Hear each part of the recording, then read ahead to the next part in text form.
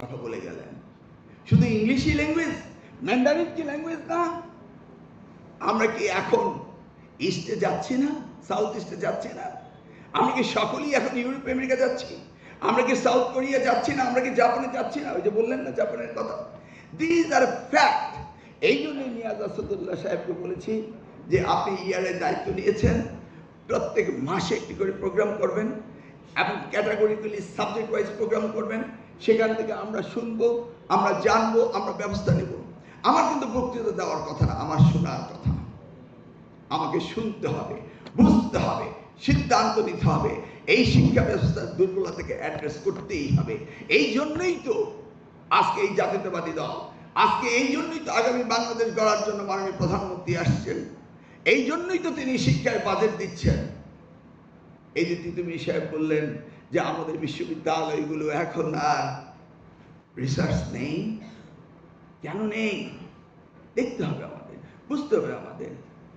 এই যে প্রাইভেট ইউনিভার্সিটিগুলো 116টা রয়েছে, আরো প্রাইভেট প্রতিদিন দরখাস্ত আসছে। প্রাইভেট ইউনিভার্সিটি 116টি, প্রাইভেট পাবলিক ইউনিভার্সিটি 57টি, তারপর বেড়েই চলছে। এই জায়গাটাই তো আমরা লাগাম টেনে ধরছি। আর নয়, আমাদের যেগুলি রয়েছে সেগুলির কোয়ালিটি ইমপ্রুভ করতে হবে। আমাদের সেই জন্য ক্রস বর্ডার এডুকেশনকে আমরা প্রায়োরিটি দিচ্ছি। আমরা চাইছি জয়েন্ট কোলাবোরেশনে ইন্টারন্যাশনাল রিনাউন্ড ইউনিভার্সিটিগুলোর সাথে আমাদের লোকাল ইউনিভার্সিটিগুলো জয়েন্ট কোলাবোরেশনে, জয়েন্ট সার্টিফিকেশনে তারা ইন্টালেকচুয়াল প্রপার্টি দিবে, আর আমাদের ইউনিভার্সিটিগুলো আমাদের স্টুডেন্ট দিবে। এই যে বললো ডিভিডেন্ডস becomes a burden, it's fact. তুমি সব বলেন দিস ইজ দ্য ফ্যাক্ট যে ডিভিডেন্ডসগুলোকে আজকে বার্ডেন হয়ে দাঁড়িয়েছে।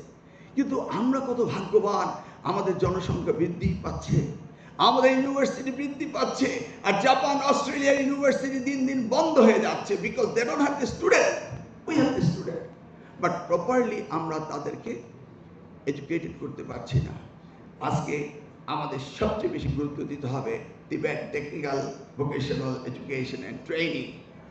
সেই টিবেটের উপরে আমি যে থিসিস করেছিলাম, মালে ইউনিভার্সিটি তখন প্রফেসর ছিলেন Niaz Asadullah, he was one of the examiner.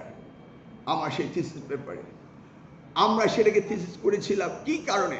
মাননীয় প্রধানমন্ত্রী, আজকের প্রধানমন্ত্রী 2015 সালে আমাকে টিবেটের উপরে পিএইচডি করতে বলেছিলেন, গবেষণা করতে বলেছিলেন। He has a dream.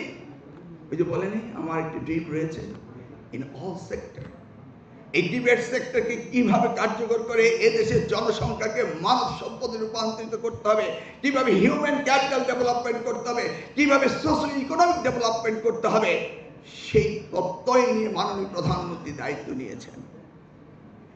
ইনশাআল্লাহ এই দায়িত্ব তিনি সফল করবেন এবং আমরা ওনার সাথে কাজ করব। আমাদের এই ডিবেট চলতেই থাকবে, আমরা শিখব।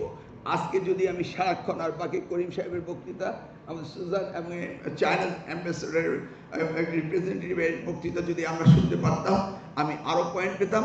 এখানে আমাদের সালে সাহেব রয়েছেন, আপনার note it down please and give me a summarised. এই ধরনের অনুষ্ঠান থেকে আমরা আমাদের দুর্বলতাগুলোকে আমরা সফলতায় নিয়ে যাব।